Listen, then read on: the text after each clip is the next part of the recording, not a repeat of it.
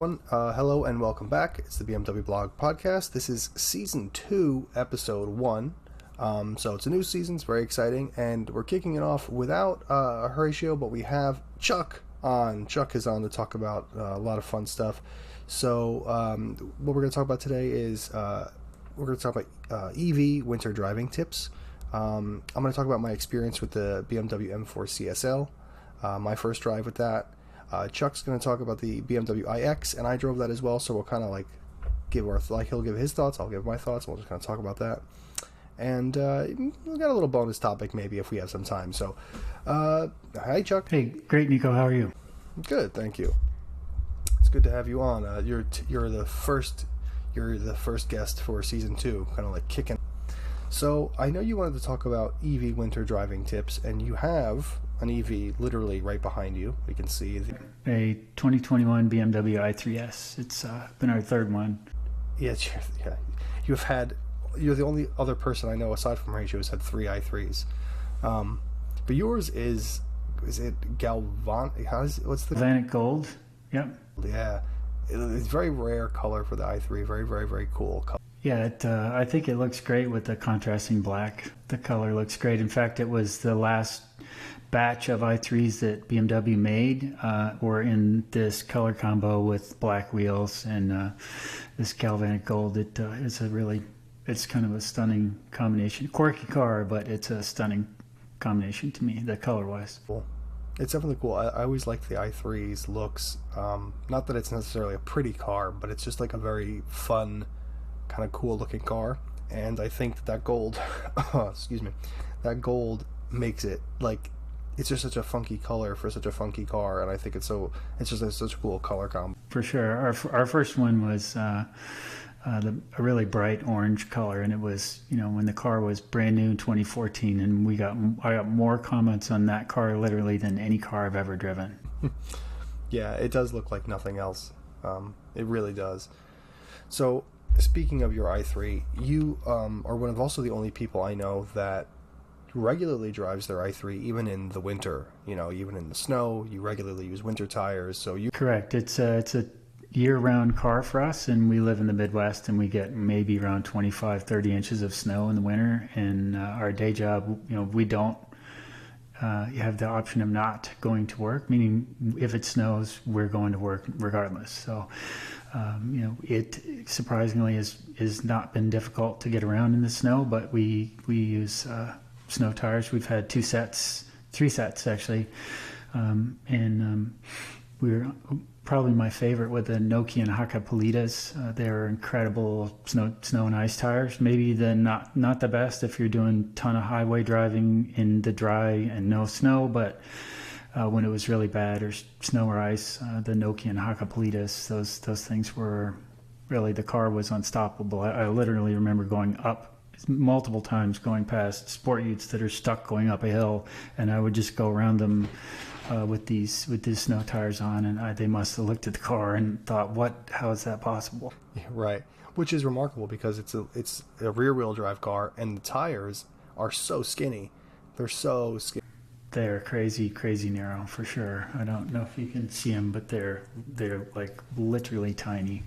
They don't look like they really don't look like they should be on a car. They're that narrow, but they're great in the snow. I remember when the i3 first came out, the width of the tires was such a talking point because BMW wanted, I guess, low rolling resistance and stuff like that, and the skinnier tires helped with that. But because the wheel is so tall, like it's such a big wheel, it's a tall tire, so you're actually getting a similar contact patch on the ground. It's just not, or elongated. It's just not as wide. Yes, with the winter tires, despite those skinny profile, or the skinny, skinny width, it's.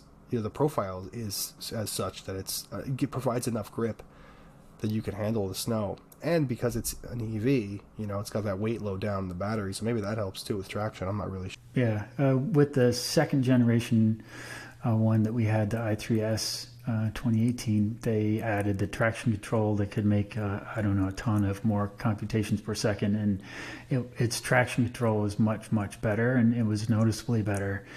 And in terms of the slippage, if you start to get slippage, it can regulate the torque. It's just, it's never been an issue for us. If the snow gets really deep, if it gets over 6 or 8 inches, the front end will snow plow and you're pushing snow. But I've never gotten stuck, which is shocking, really.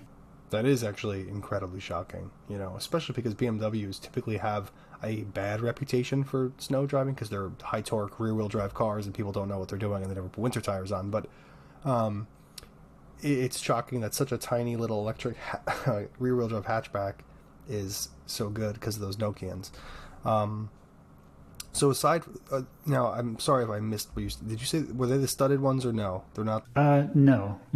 I've had tires that you could stud, but we don't, they're so good about plowing the roads here after several hours that, you don't, unless you live in Colorado and you always drive in the snow, it's best not to have studded tires. Yeah, because I know that the Nokian sells them studded as well, right? I think so too. So that's why I was. And I mean, we had a set where you could actually install the studs if you wanted, and I can't imagine how many hours that would have taken, but you could see where you could put them in. But no doubt, and never really had to put chains on them either. But traction has really never been an issue, but we've always used snow tires, and I've been a big proponent of snow tires, even over all-season tires, especially with the rear-wheel drive propulsion system that this has, and the BMW i4, the lower rung model is a rear-wheel drive car. So I think if you live in the snow belt with one of those or one of these,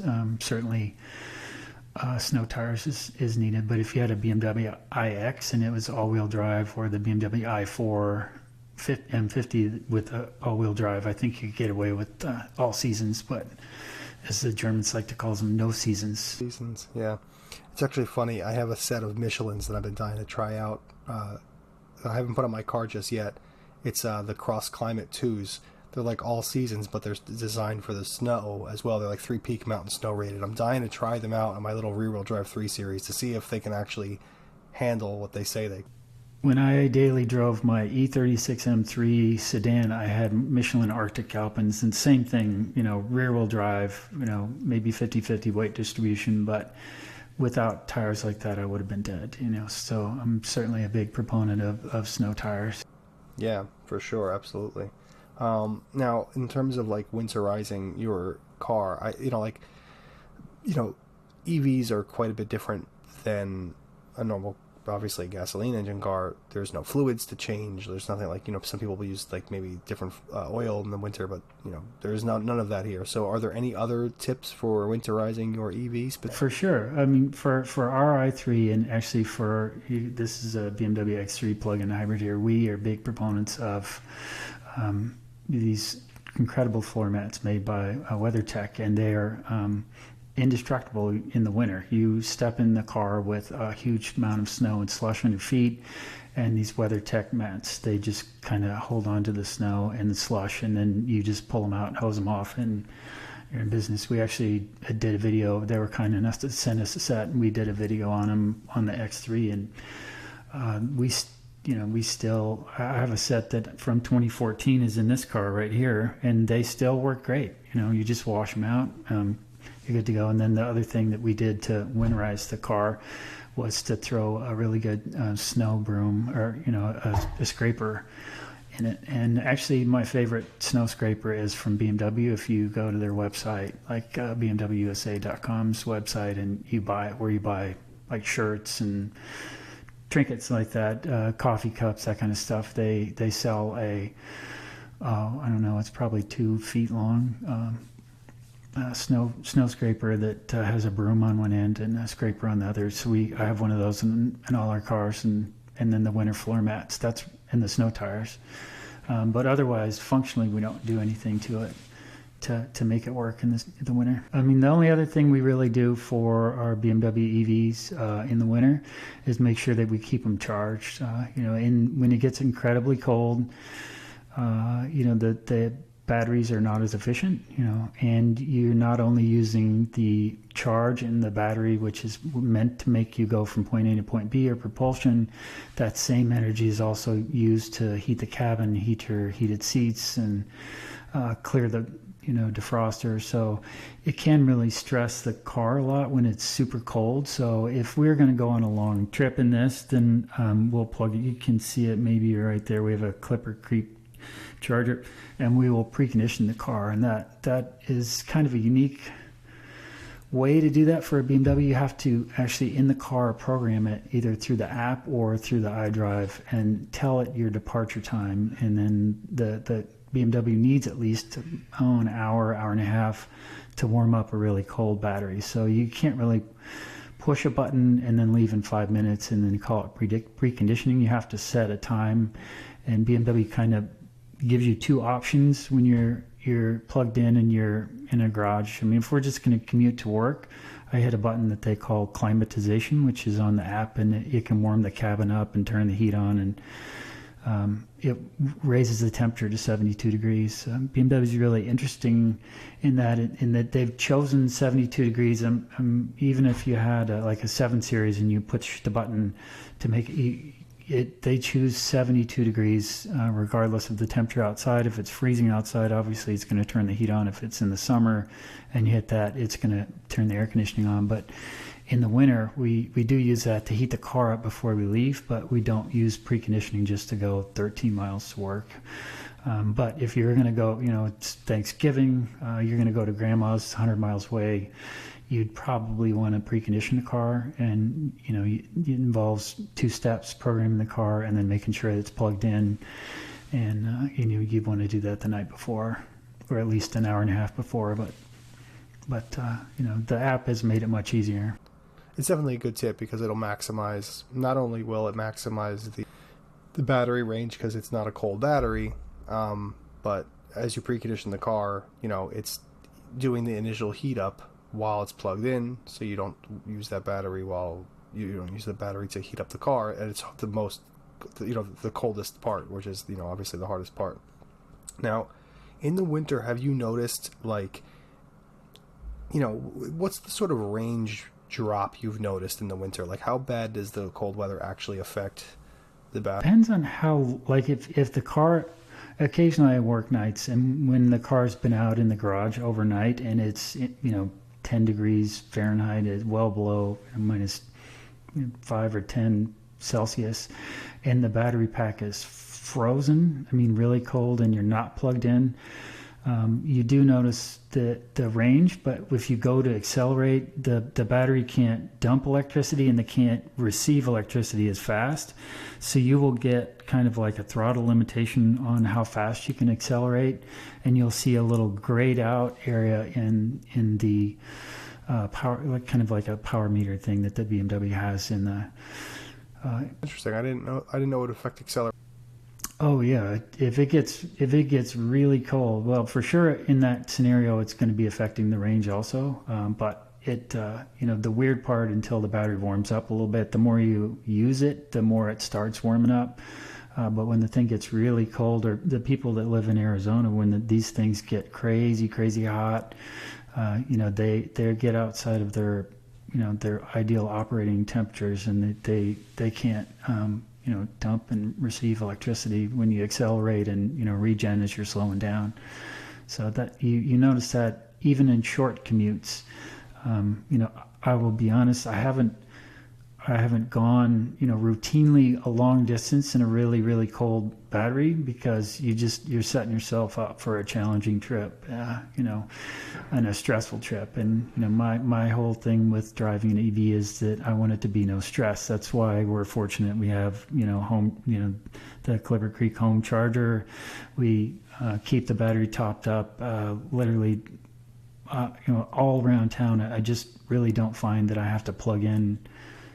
Even if I'm going 100 miles in a day, I don't plug in. But if I were gonna be somewhere and have to leave that location in the cold and go a long distance, for sure I would do the preconditioning and have it charged up and have the cabin heated as much as you could, because otherwise it would be an extremely stressful trip. And it's not fun to be on the interstate going slower, trying to not expend energy. And, fortunately I've driven, these since 2014 and I've never experienced that. But again, it's something you try to avoid, and those are the tricks. Yeah, it is certainly something. The EV at the moment is something we have to kind of adapt, like cars have over 100 years, cars have sort of adapted to us because we built them around our lifestyle. But now with EVs, the infrastructure is very different, so we have to adapt to it, and we have to adapt to how we use the car.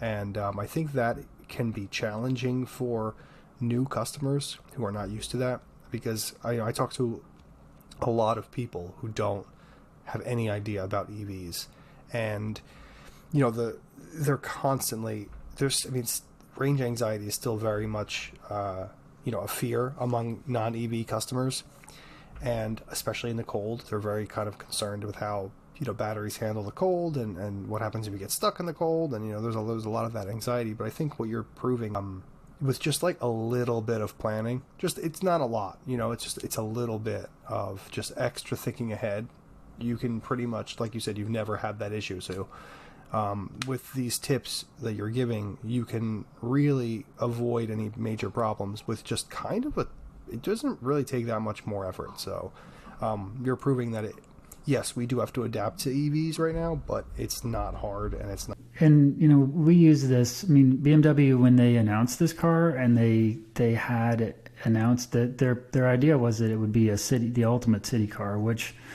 its range is still less than 200 miles now, but it's 180-ish or so, and which is pretty good. But it's not, driving across the United States with it would be challenging. And we use it in town. Granted, we put probably 95,000 miles on them, driving them in town. But they're a superb around town commuter car. Nothing handles like it, in tight parking spaces. You can literally park the thing anywhere. It is got a such tight turning radius. It's been a great car. Yeah, no, it for sure. It's a great little city car. I've tested them several times, and I've always enjoyed it. It's such a hilariously fun little car. Super short wheelbase. It's almost mini, like original mini, like in the sense that like the wheel, it's almost a square profile, like the wheels are stretched out to the. I have spacers on this car to adapt because it has wider wheel arches, and being the S, and to adapt my tires, I had to get wheel spacers for these, and the wheel spacers that fit on these are the ones from the Mini. So clearly BMW is using hubs from the Mini, and there's a lot of Mini components, and it has a lot of Mini architecture to it. In fact, my neighbor across the street has the Mini Cooper electric, and it has BMW i3 parts in it, the i3 motor, a lot of the similar components. Yeah, for sure. But they love it, and they've asked me a lot of questions about it. In fact, I got a lot of questions at work. People always ask me car questions at work, and today's the focus of the car questions were like, the guy wanted to go drive a BMW i4, but he was concerned about how do you drive it across the country. And there are big charging networks in the country, like Electrify America is another one. EVgo is one. ChargePoint is another one. So there are ways to get around the country in pure EVs, but it is certainly more of a challenge. And I think, I've done some big road trips in a Tesla before, and I think people don't appreciate that even with these fast chargers, you're going to add 25-30% to your trip in terms of the time, especially the farther you go in, the more you're going to end up charging.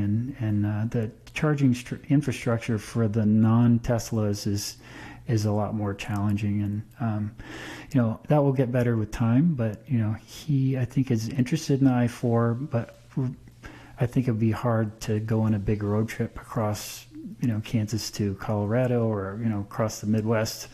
Could be, especially the middle of the country, might be more difficult than say the East Coast or the West Coast, which is going to have more chargers available. Now, actually, that raises an interesting question. So, do you still have your Model? I do. You do.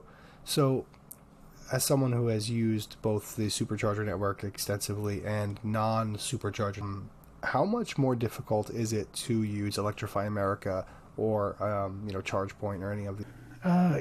In town where I live, there's over 1,000 ChargePoint chargers, but most of them are slow chargers. So they're or people call them destination chargers, right? Like if you're going to a hotel, you plug in there overnight, it's going to fill the car up fine.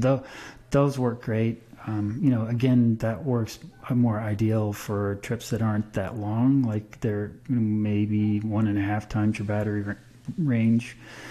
Those aren't so painful, but if you go super far distance, then you realize how much better the Tesla charging network is than the other ones, which are slowly being built out. I mean, if you go to this town in Kansas, it's not far from here, and it might have 2 Electrify America chargers, but there's going to be 8 Tesla superchargers. So, I mean, the quantity of the other the other brands, the other ones, it's starting to get there, but it's still not the. You're going to see 2 Electrify Americas versus you're going to see 8 Teslas, and then as more people buy more EVs and they start getting more adventurous with them, and you take your Ford Mustang EV and you take your BMW i4. Long distance, then more people competing for 2 chargers is much more painful than more people competing for 8 chargers. So then it gets the inconvenience factor, because you want to get there and you want to immediately plug in, because it can take a while. Even with a DC charging, it can take a little bit of time compared to like just a gasoline fill up. But if you can't physically plug in because they're occupied, it's not fun. Yeah, for sure. And the advantage of Tesla superchargers is also, one is the ease of use, because I'm sure you've pulled up to an Electrify America station and it doesn't work, or it won't connect to your ass, because every time I pull up to an issue, like it's not integrated into the car. Like if you program a trip in a Tesla from point A to point B, it's going to say, okay, you drive here, stop at this supercharger, and it'll tell you which one to stop at. It'll give you directions there. It'll tell you how many minutes to stop. And then it'll even tell you, if you push an icon on the head unit, how many stalls are occupied at that moment, which is kind of pointless, because, in an hour and a half when you get there, it's obviously that the numbers are going to be different. But at least it lets you know if there's openings and how full it is. I give Tesla and Elon Musk a ton of grief. I'm a big critic of that man, but one thing I will not criticize the supercharger network, because it's by far and away it's maybe the biggest asset of one of the biggest assets of a Tesla. I mean, you really can make it your only car, and the others are being built out, but they're just not there yet. And their integration with the cars is not the same, and it's not as smooth. Like you talked about the issues, and Johnny Lieberman, he posts all the time, like giving the finger to this DC charger that won't work, and he's in his Rivian, and it's more challenging, that's for sure. That's what the benefit of the i3 is. It's in town. We don't really, except for a couple times, have needed to I've gone on trips far enough where you would need to DC charge it, and been lucky those trips that the chargers were open. And for sure. And another thing that I've noticed, with non-Tesla chargers, is that most of them are pretty slow.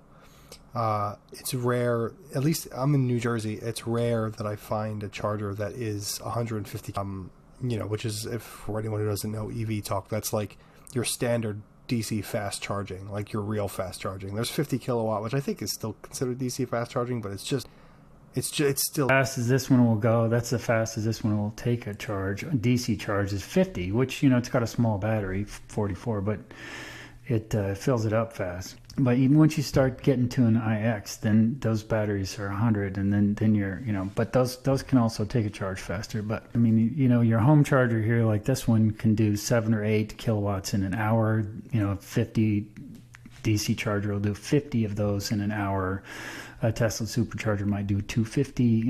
If you have a Porsche Taycan and you can find some of these super fast chargers, they claim, that you can go that fast. But, I think when the Taycan was released, they had 2 of those chargers in the U.S., and one was in Atlanta at the delivery center there. The other one was in L.A. at that delivery center. So, again, I'm sure it's getting built out, but it's not there yet. Right.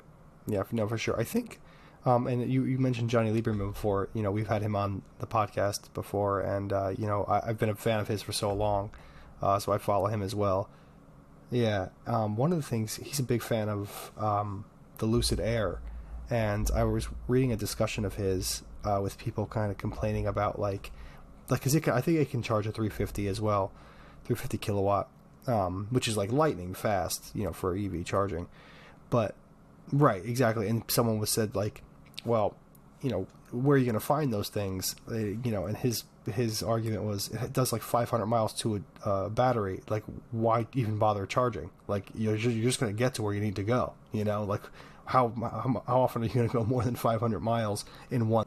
So it raises the question: do we, as battery tech advances to such a point, are we going to rely so heavily, infrastructure charging, if you could do 500-600 miles in a... That's a great comment, because when we very first got our i3 in 2014, I was really worried about the charging infrastructure.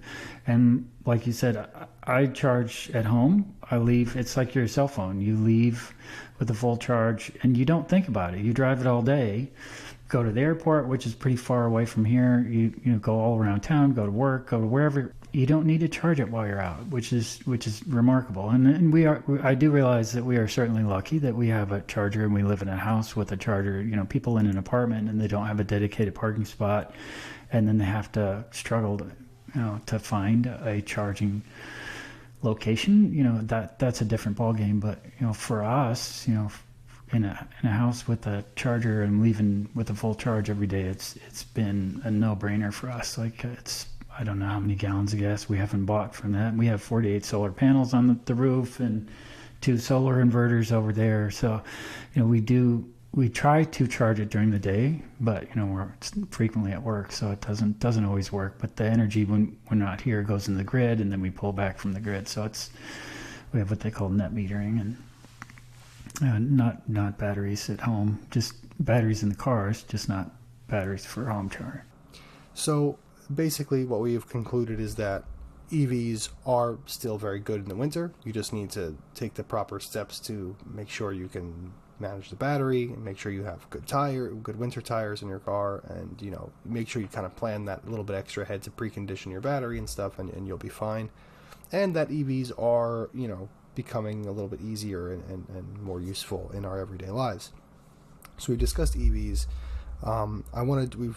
We're about a half hour, kind of take a big left turn here, and we're going to go to something that is not an EV, something that's very fast and loud and obnoxious.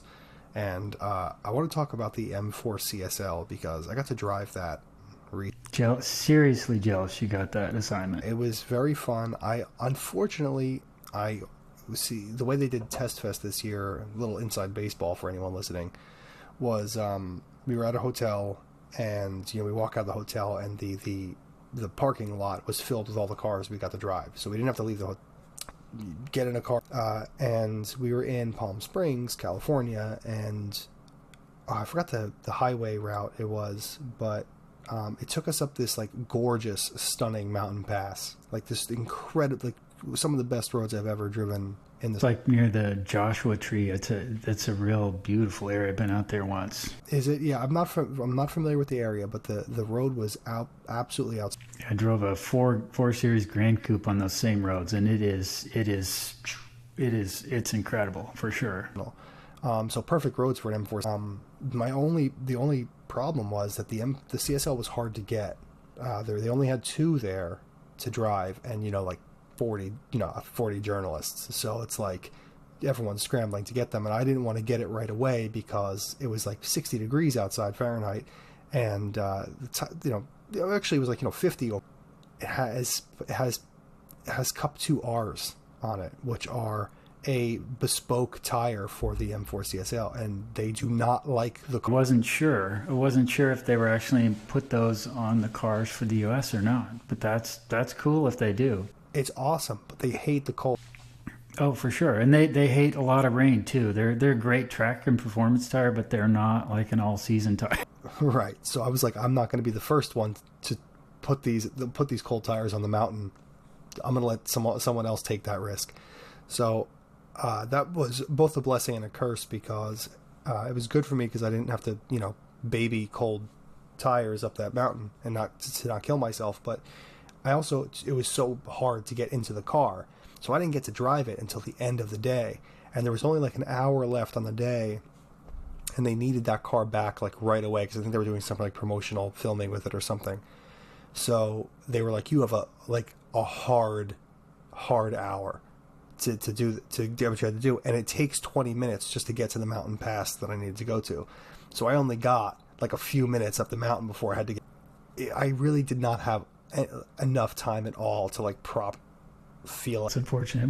Were you dealing with the U.S. press team or the German press team? Because I accidentally kept an I-8 like an hour late because I didn't understand when they said 4:30. They mean instead of 4:30, I thought it was 5:30. So at 4:30 they called me, and we had the car. I was off by an entire hour because of how they do the half hours. Yeah, it was. It's certainly.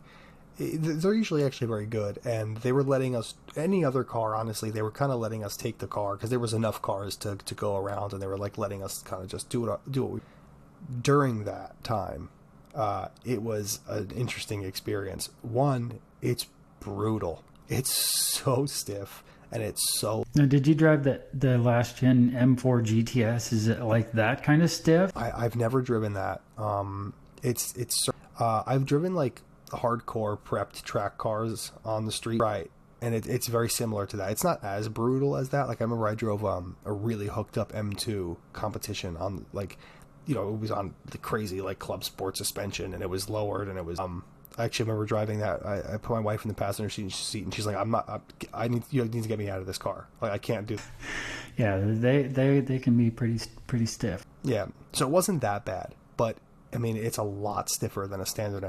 And it has, at least the one I had, because there's an option for like real racing. What color was it? I mean, I would love to have that gray color.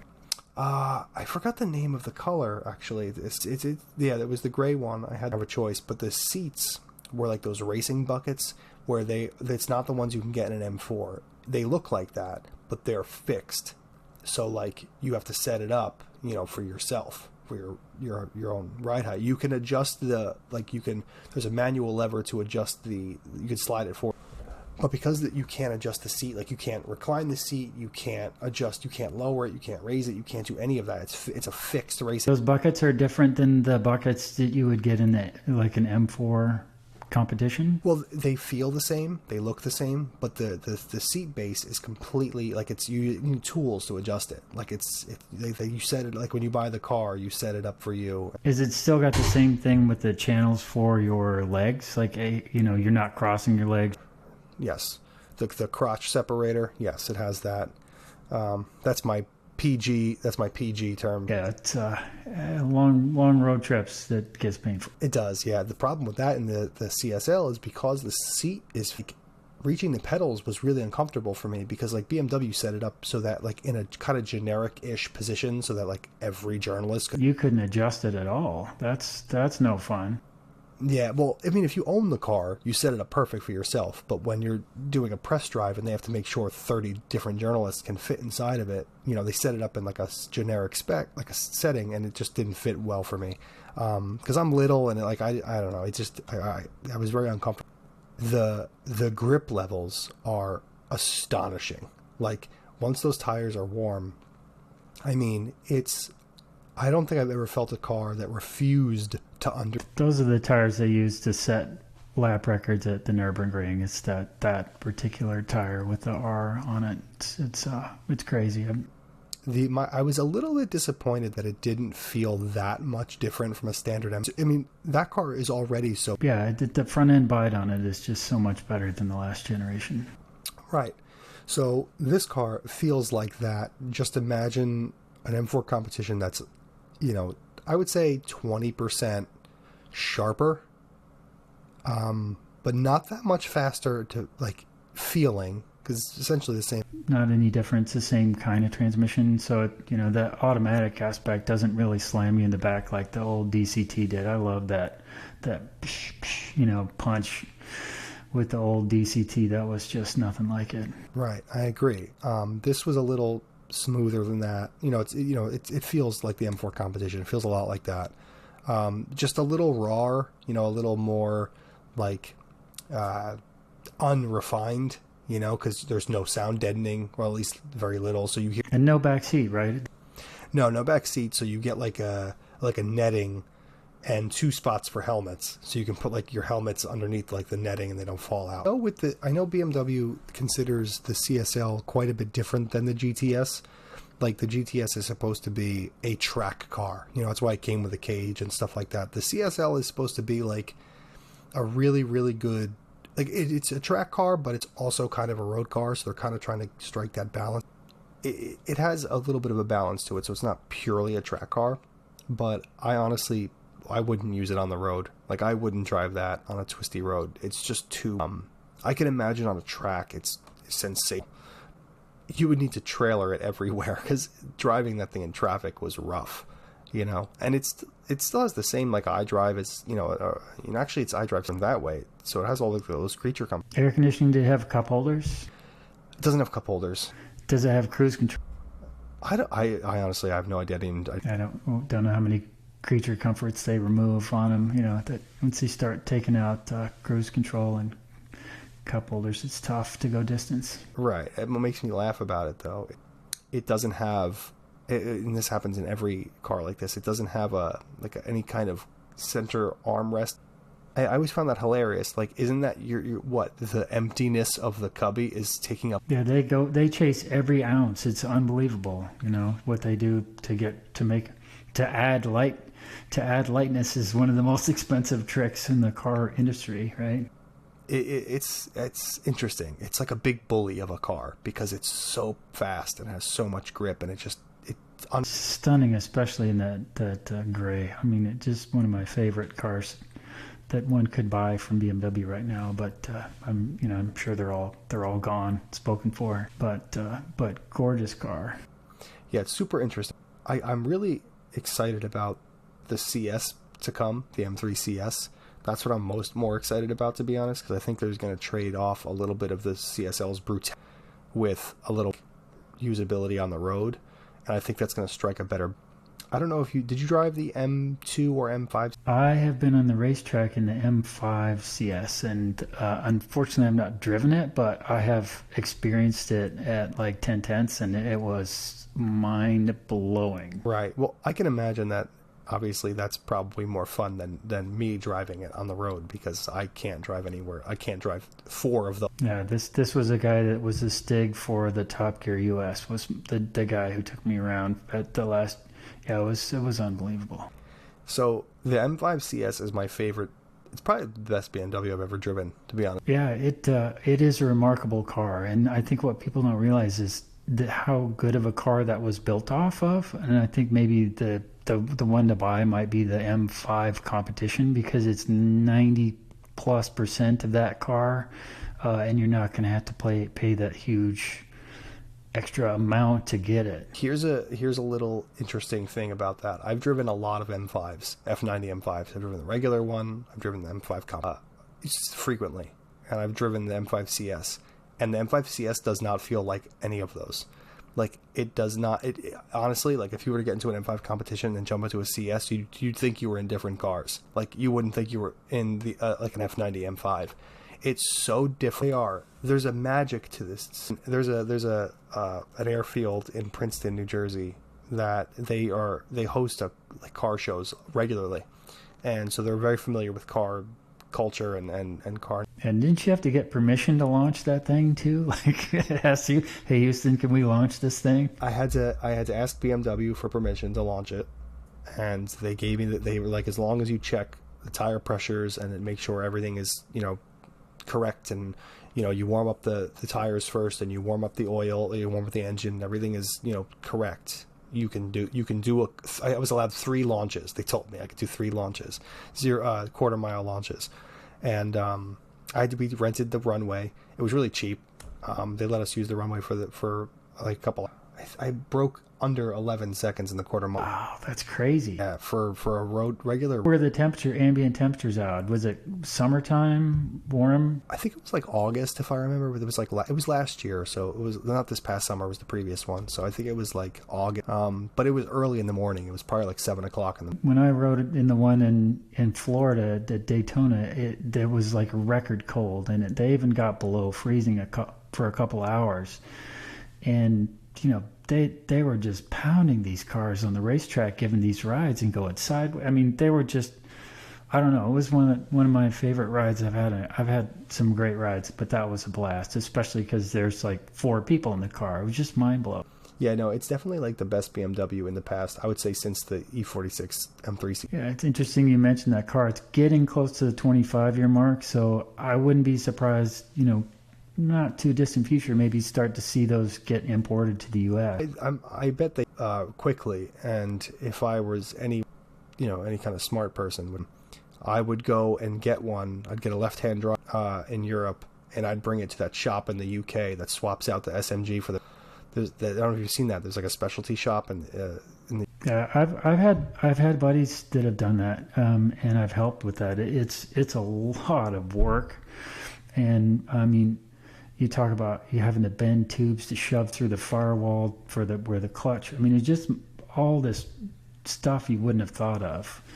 I mean, it's doable, but you know, props to the people that do it because it is a ton of work. Yeah. Well, apparently there's this shop in the UK that they like specialize in it. Like that's their thing. Is they specialize in SMG swaps, and they do it for the E60 M5. But you know, that's the big question. Would you do that?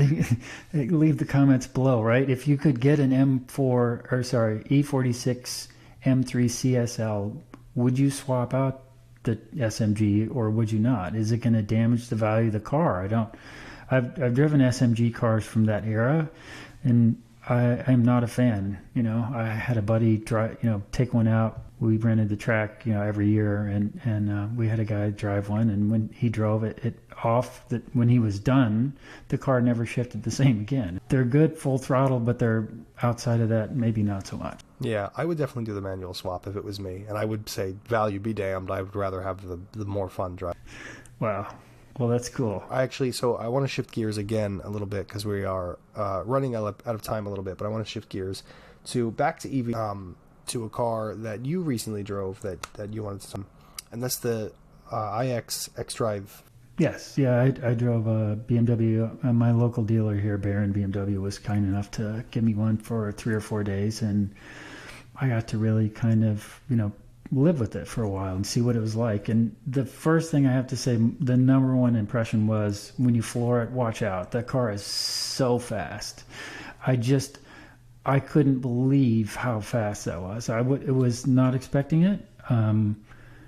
It's an EV, you know, you think efficiency, you think, you know, save the planet or whatever. I don't know, whatever. It was not what I was expecting. When I hammered that car, I was just blown away. And then I had my wife drive it, and then you know, she hammered it, and then I'm in the passenger seat, and you're like, holy cow. Like, especially when you don't expect it. It's just unbelievable, and I can't even imagine the 60 and then the XM. Like, I can't comprehend. You know, cars keep getting so fast, and that was staggeringly fast. Yeah, I've driven both the XR50 and the M. Honestly, this M60 doesn't feel that much, and it's $15,000-$20,000 more. Yeah, I remember driving it, and the first thing because I drove the 50 first, and I loved it. I really loved it. I thought it was an amazing car. I don't like the way it looks, but I love the drive. I think it's a fantastic. Looks have grown on me for sure. I think when I first saw it, I think my heart like skipped, you know, or stopped. Not in a good way, right? It just was like, oh my gosh. But over time, it's grown on me. Right. Yeah. No, I don't hate it. You know, I think it has some redeeming angles. Like, I think it looks good from the back. I think it looks good in profile. It just has a freaking... Yeah, I have some pictures of this one next to the iX, and to go from these grills to the grills on the iX, you're just like, you got these Jason Camisa cartoonish, you know, pictures start popping up in my head. He's panned BMW in that for those pretty hard, viciously in the past. Kamisa is he's a big BMW guy. He's had more BMWs than any other car. We had him on this podcast as well. We've talked. Yeah, no, he's a super cool guy. I talked to him at car shows. Right, and he's had a lot of BMWs, and I think a lot of BMW fans like him, and myself, and a lot of other BMW fans kind of feel like, what the hell, man? Like, this is not the BMW that I know and love, and it feels different. But that's I think a different topic for a different time. I mean, the iX it looks weird, but it is a great dynamically. Yeah, BMW nailed it on that dynamically, and I think on the luxury scale of stuff, it's quite a bit different. It's moved the luxury in a different direction. I think it's the first time in person that I got to experience the iDrive 8 and how that whole thing interacts with the car, and it's kind of like learning a new language, but it was really cool. And the technology and the performance of the car is amazing. Now, what disappointed me about the car was the practicality. I thought, to me, it's really almost the size of an X5, and I thought it would be close to as practical as an X5, but if you can't put anything in the front trunk, you can, and I did get in the front trunk on this one, you can pull these service things. There's one on each side of the car, and you pull them and you can get the hood open in the front, but it's really for service only.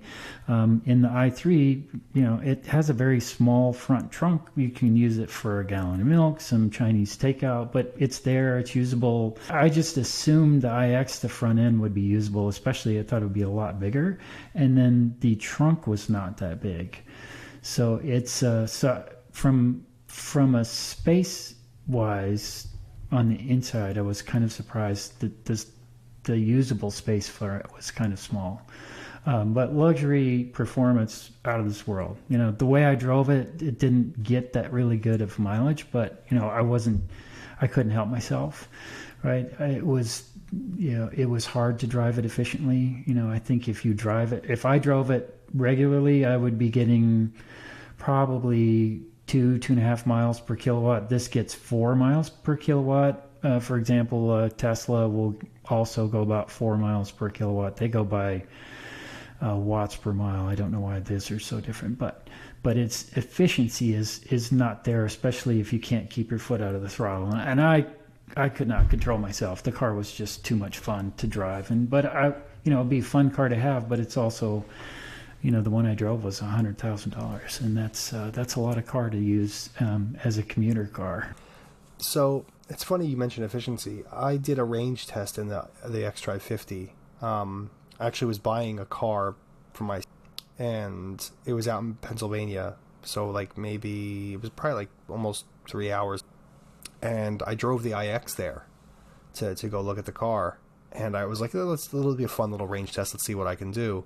And I was like, it was probably 300 miles round trip, or close.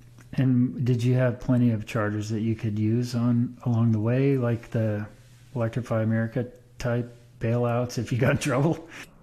Where I was going in Pennsylvania, my destination was in the middle of nowhere, so no, there were no chargers. Once I got back into Jersey, there were enough chargers where I was going to be okay. So I was like, as long as I can make it back to New Jersey, I'll be all right.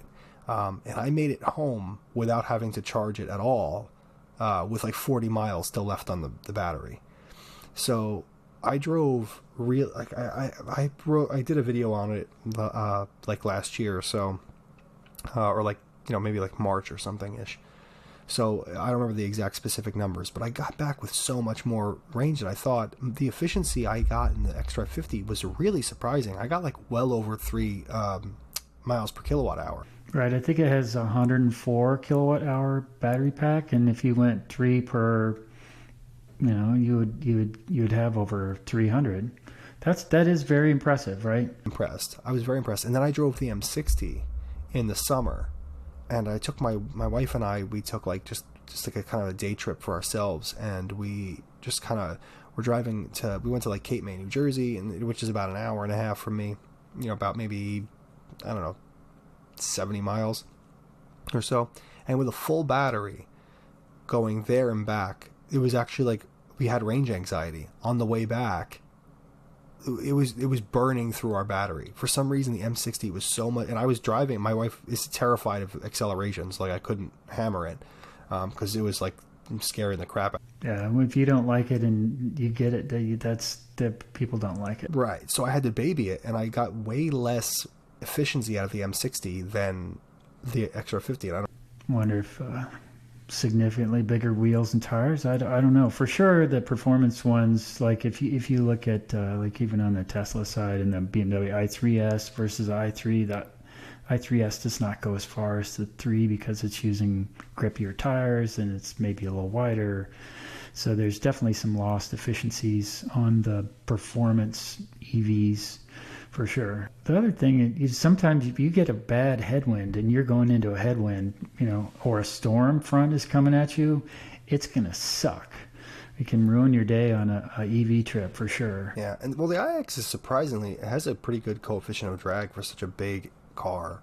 I think it's like 0.26 or something, or 0.28. I don't know. It's pretty good for an electric car, or for an SUV. It's for sure. But even those, are affected. The faster you go, the more just temperature changes out, like the cold weather, storm front pushing into, you're driving into a headwind can really kill your range. So I'm curious what the weather was then, the winds and stuff. Sometimes you can cheat and draft get up behind a semi and draft and while they're punching a hole down the highway. I've done that quite a bit. Now, one thing I've also noticed with the iX was that it's adaptive cruise control and, semi-autonomous, I don't know what BMW calls it, but semi-autonomous driver aids where, it drives itself. It's so good that I hate those systems. I never use them. Even BMWs. Actually, most BMWs, I hate it. Yeah, I think it bounces too much between the lane markers and drives me insane. But the iX is really good, and I actually kept it on so much, and I realized that it's so much better at regulating the throttle to be efficient than I. Yeah, we have adaptive cruise on this i3, and I use it all the time. Otherwise, you're feathering your foot on the throttle or the gas pedal, if you will.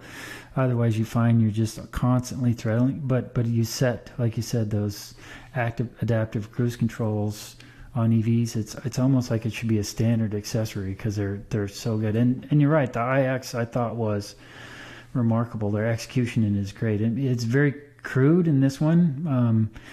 It's not nearly as good, and the iX I thought was much better. Yeah, it's really good.